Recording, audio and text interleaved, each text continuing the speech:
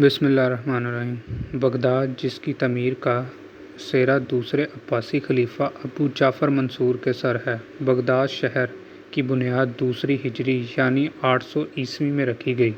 Baghdad شہر 1258 تک عباسی خلافت کا دارالحکومت رہا۔ بغداد وہ شہر ہے جہاں سے عباسی خاندان نے بیٹھ کر 500 سال تک دنیا کے مختلف حصوں پر حکومت کی۔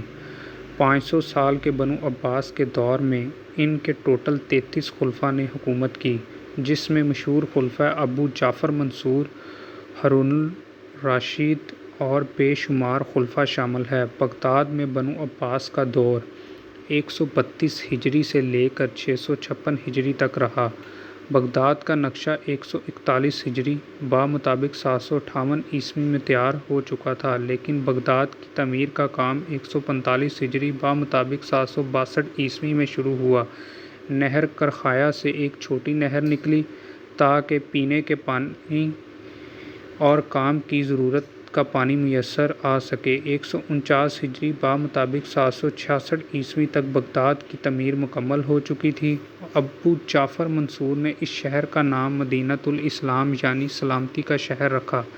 یہ نام قرآن پاک سے لیا گیا تھا، کیونکہ جنت کے لیے سورۃ الانعام کی آیت کے یہی الفاظ استعمال کیے گئے تھے۔ اس کے علاوہ اس شہر کو مدینہ جعفر، بغداد، مدینۃ الاسلام بھی استعمال کیا جاتا تھا۔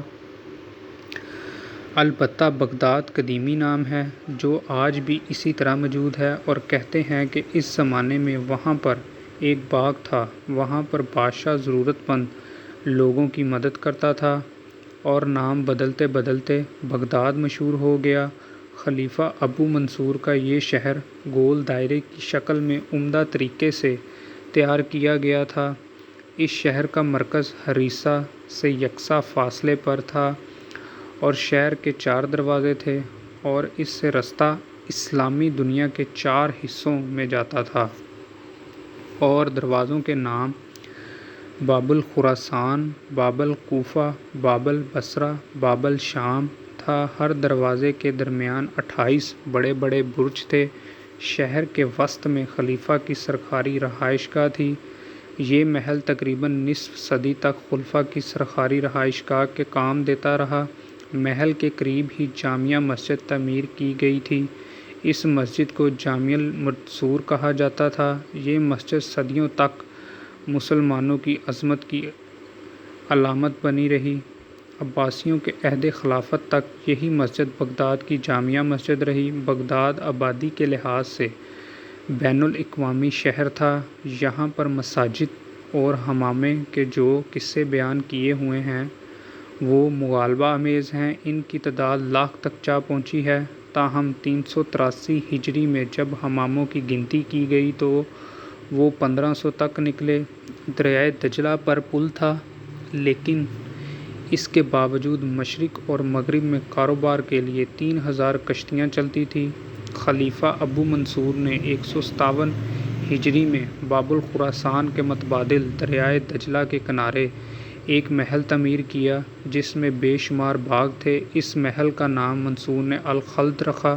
اس کے بعد منصور نے دریائے دجلہ کے مشرق کے کنارے اپنے بیٹے مہدی کے لیے ایک چھاؤنی تیار کی، جس کا نام بعد میں رصافہ رکھا گیا۔ منصور نے اس شہر پر کتنے درہم خرچ کیے، اس میں لوگوں کا اختلافات ہیں، لیکن سرکاری کاغذوں کے مطابق منصور نے اس وقت 40,883 درہم بغداد شہر پر خرچ کیے۔ خلفاء ابو جعفر منصور نے جس شہر کی بنیاد ڈالی تھی، عمارتوں میں کثرت، کاروبار میں اضافہ اور آبادی کے لحاظ سے بڑھتا ہی گیا۔ اس شہر کا رقبہ تقریباً 45 مربع کلومیٹر تھا۔ تیسری اور چوتھی ہجری میں یہاں پر شفا خانوں میں گہری توجہ دی گئی۔ خلیفہ نے حکم دیا تھا کہ طبیبوں کا امتحان لیا جائے۔ امتحان میں پاس ہونے والا ہی طبابت کا اجازت نامہ حاصل کر پائے گا۔ چنانچہ اس امتحان میں صرف 860 طبیبیوں کو اجازت نامہ ملا تھا۔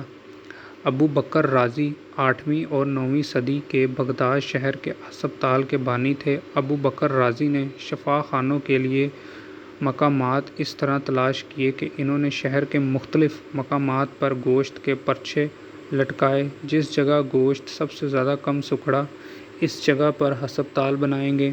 بغداد کی سب سے بڑی خاصیت یہ تھی کہ یہ عالم فن اور مسلم ثقافت کا مرکز تھا۔ یہ حنفی اور حنبلی فرقے کا گھر تھا۔ عباسی حکومت میں عام کتب خانے قائم کیے گئے۔ کتاب کا ترجمہ ختم ہونے پر خلیفہ سونے کے سکے دیا کرتا تھا۔ یہ بغداد ہی ہے جس کی سرزمین نے بے شمار کتاب کے ترجمے کرنے والوں کو جنم دیا، جس کی چمک سے اسلامی تاریخ روشن ہے۔ وہ کہتے ہیں نا کہ ہر عروج کو زوال ہے۔ خلافت عباسیہ کے ساتھ ساتھ اس شہر کو بھی زوال آ چکا تھا۔ ایران میں چنگیز خان کا پوتا ہلاکو خان حکمران تھا اور بغداد میں مستحسن کی خلافت کا تیسرا سال تھا۔ تتاری بغداد پر حملے کی تیاریاں کر رہے تھے۔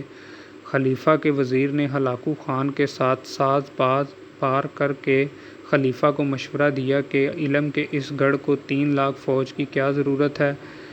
یہ خزانے کے اوپر ایک غیر ضروری بوجھ ہے۔ چنانچہ بغداد میں چند ہزار سپاہیوں کے علاوہ باقی تمام فوج کو دائمی رخصتی دی جا چکی تھی، اور دوسری طرف بزرگان قوم اور علماء دین کے مناظرے ختم ہونے کا نام ہی نہیں لیتے تھے۔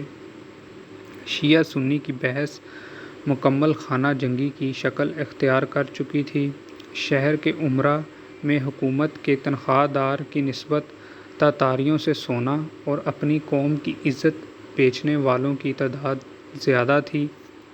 خلیفہ کے ہاتھ میں شراب کا جام تھا اور ان کے سامنے عورتیں ناچ رہی تھیں، اور ان کے سپاہیوں نے ان کو پیغام دیا کہ ہلاکو خان بغداد کے قریب پہنچ چکا ہے۔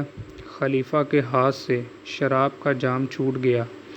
ہلاکو خان آندھی اور بلا کی طرح نازل ہوا، اور پھر بغداد نے وہ تباہی دیکھی جس کے سامنے بابل اور نینوا کی داستان موجود ہے۔ 20 لاکھ لوگوں میں سے صرف 4 لاکھ لوگ اپنی جان بچا کر بھاگنے میں کامیاب ہوئے۔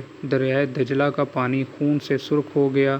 کتب خانے، مدرسے اور تمام گھر آگ کے شعلوں سے آسمان سے باتیں کر رہے تھے۔ بغداد کے امراء اور وہ تمام لوگ جو مناظروں میں مصروف تھے، اور اس کے ساتھ خلیفہ بھی ہلاکو خان کے پاس کئی طوائف لے کر پیش ہوا، لیکن کوئی زندہ بچ کے واپس نہ جا پایا۔ اور اس کے ساتھ ہی ہماری آج کی ویڈیو بھی اختتام کی طرف جاتی ہے۔ اور اگر آپ کو میری یہ والی ویڈیو بھی اچھی لگی ہو تو میرے چینل کو سبسکرائب کریں اور ویڈیو کو لائک اور شیئر کریں، تاکہ اس طرح کی اور جتنی بھی ویڈیو ہو وہ آپ تک پہنچ سکے۔ شکریہ۔